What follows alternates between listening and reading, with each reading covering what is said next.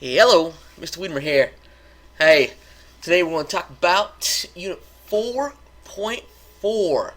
Right, calls for good government. As you all know, as America becomes more industrialized, more urbanized, it also becomes more corrupt. Because last time we talked about the Gilded Age and all the corruption involved. So today's objective, you guys be able to explain how the government tried to end corruption in the 1880s.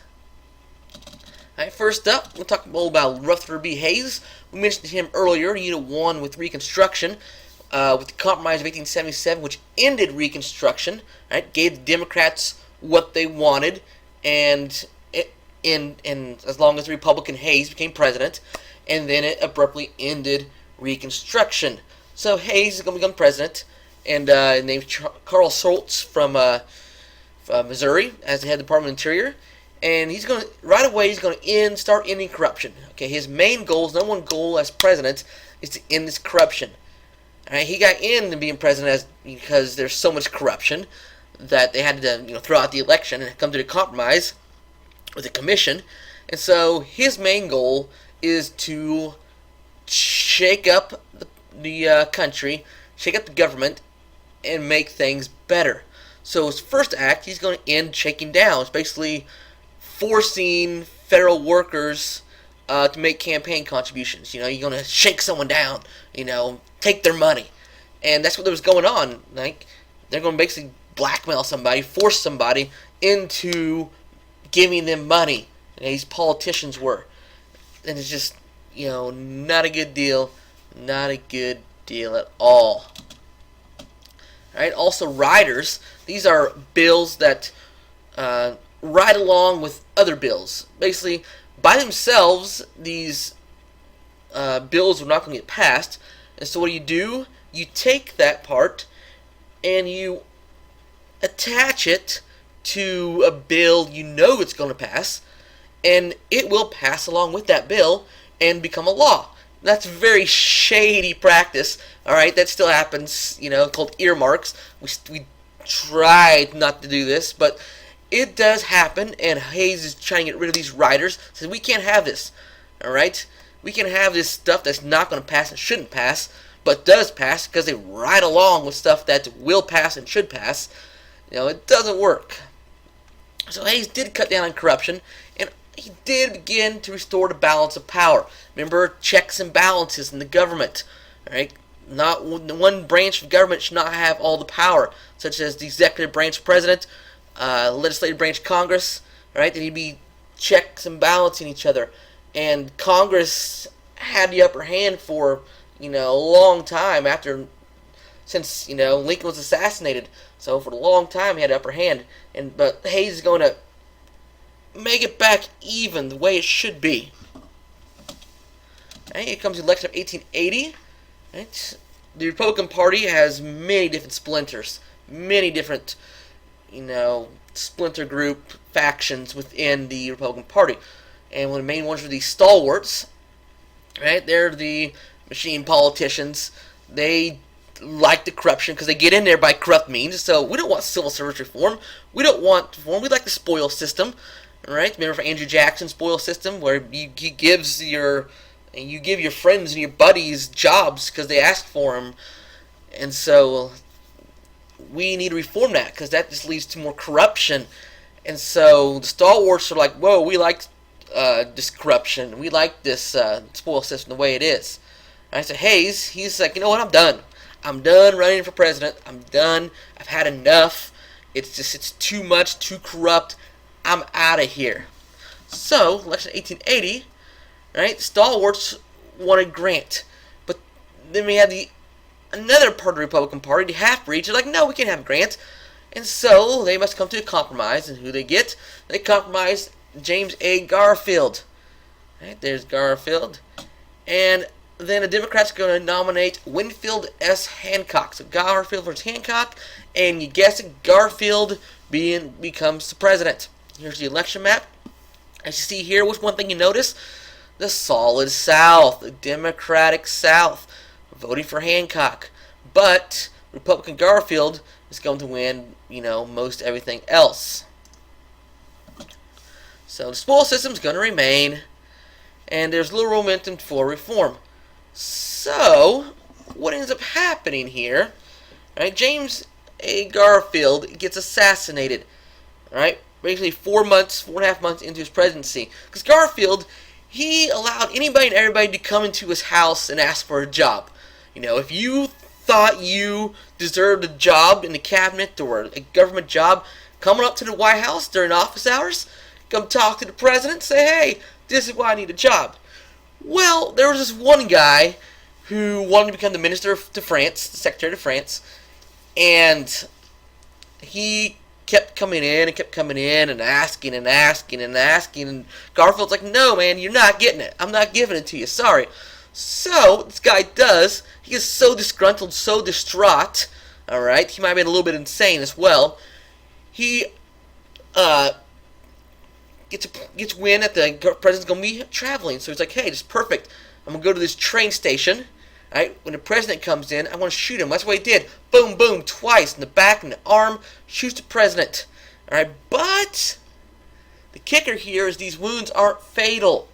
Alright, what happens is, here comes these doctors rushing in, sticking their non-sterilized fingers in his back, and they basically, you know, here's all the bacteria and germs all in your wound, and he gets sick, and then he gets infected, and he ends up dying from the doctor's lack of knowledge about how to deal with his condition, right?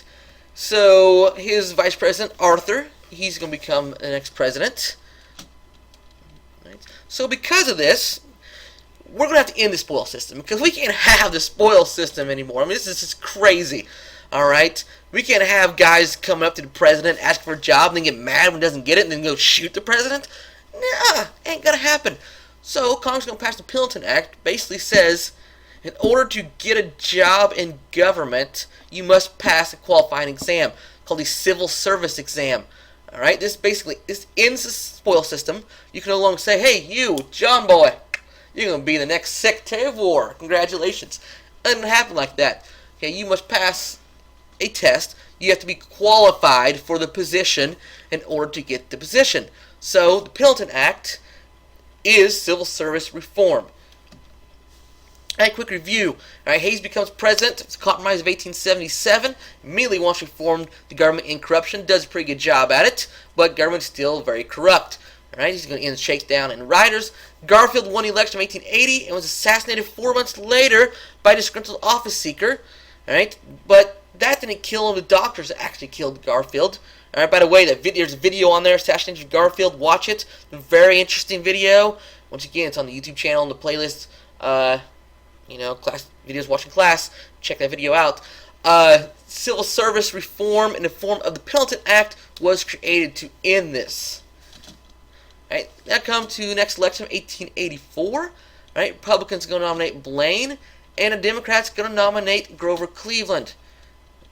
Right? And this campaign was a very negative campaign. As we all know, campaigns can be very mudslinging, negative, feisty things. And 1884 was no different. Right? And Cleveland won this campaign small. As you look, once again, Democratic South helps Cleveland win the election. Right? And the North and the West vote for Blaine. The Democratic South helps Cleveland win the election here.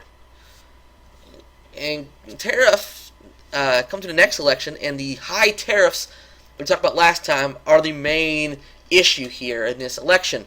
Now, manufacturer, big business love tariffs because, hey, all the money's going to them, American-made goods, but farmers didn't like tariffs, and consumers didn't like tariffs because it eliminated competition. Shippers didn't like it because there's not much to ship because no one's buying foreign goods, and importers definitely don't like it because it's a tax on imported goods.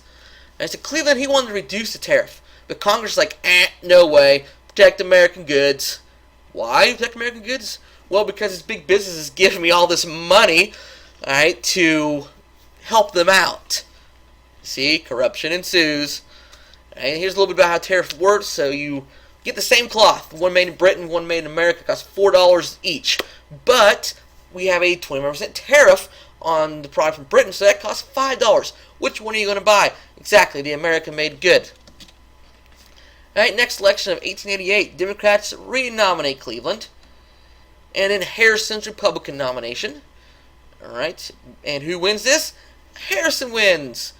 Main reason is because he promised to give the veterans of the Civil War their pensions that they deserved. Alright, he's very liberal. He's like, yeah, we'll give you these pensions. And then when it comes to money, he's very conservative. He doesn't like to spend a lot of money. His fiscal policy, so the country might be in better off shape. And so you might think that Cleveland's gone and done. Hey, I won re-election. I'm done. I'm out of the limelight. You'd be mistaken, because 4 years later, Cleveland comes back into the game.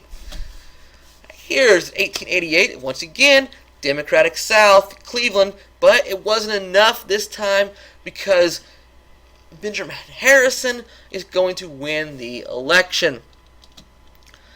And with his frugal fiscal policy, we're going to have a treasury surplus. Now you might think, ooh, the government has all this money and they can do all kinds of good stuff and the country's going to be better off. We're going to help the farmers out. Big business is going to boom. Everything's going to be good. Well, not so much. And the interesting fact here is the last time U.S. had a surplus till 2000. And in 2000 we had a surplus until 9/11 hit, and we spent all our money on defense for the Afghanistan and Iraq war, and now we're heavily in debt. And so what these billion-dollar Congress is going to do, they had a deficit, within 2 years. Not because they spent money on good stuff, because they gave it away to special interest groups, to lobbyists, to big business. It was like, hey, here you go. Here, have some extra money. Here, you're doing America good. We're going to hand out money to special interest groups. Seriously? Seriously? You have all this money to help the country out. You just give it away. Give it away to people who don't need it, to special interest groups, big business.